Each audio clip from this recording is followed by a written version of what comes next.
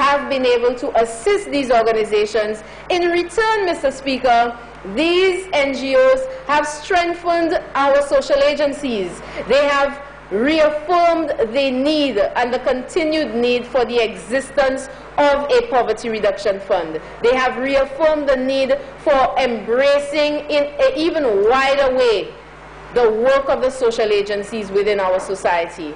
I think, Mr. Speaker, civil society and government working hand in hand speaks volumes for the maturity of a society. I think it speaks about the fabric of the society. I think it says something about the spirit of our St. Lucian people, that today there are so many NGOs in every facet of community life, of health and other related activities existing on the island today. Those have sprung up, Mr. Speaker, as a result of varied interests.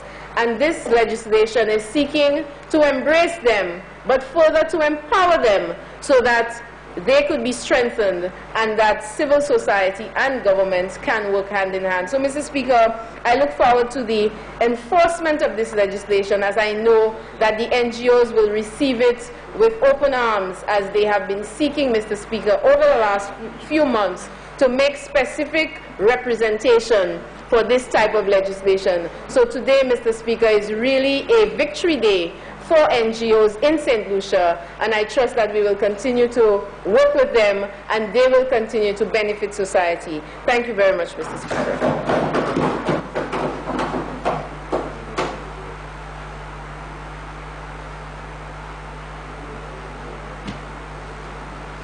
Honourable Member for Mikuno.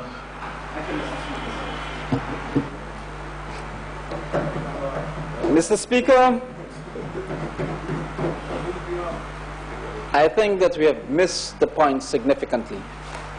The Honourable Prime Minister started off in the presentation of this bill in pointing clearly to a danger as it related to the functions of the Governor General, and in particular the powers conferred by Section 13 of the Act, powers which he quite rightly pointed out would be of a quasi-judicial nature.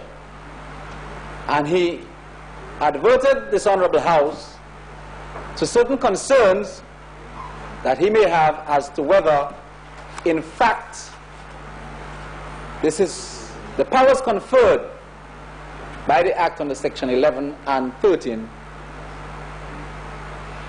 would be properly within the province of the Governor General, within the whole scheme of our monarchical system of government, with its underpinnings of the separation of powers. And I think that is a fundamental point. Because, Mr. Speaker, I don't think that any right-thinking person can question whether, given the proliferation of non-governmental organizations, that it is necessary to put in place some kind of legal framework for the guidance and for the general efficiency of operation of these NGOs, which is precisely in the main what this bill seeks to do. What concerns me, like the Honourable Prime Minister, is that why is it necessary that we must venture to confer upon the Governor General the powers of appointment and revocation of the council as it relates to a non-governmental organizations, where we appreciate the dangers involved in subjecting the office and the exercise of the Governor General of these powers that we will confer to her under Section 13 and 11 to possible judicial review. Is it that we have so much confidence in the apolitical nature or the impartial nature of the Governor General that we will take the risk she'll end up in court. in subjecting her office and the exercise of her powers under the Act to litigation, which is becoming very popular? Or would it not be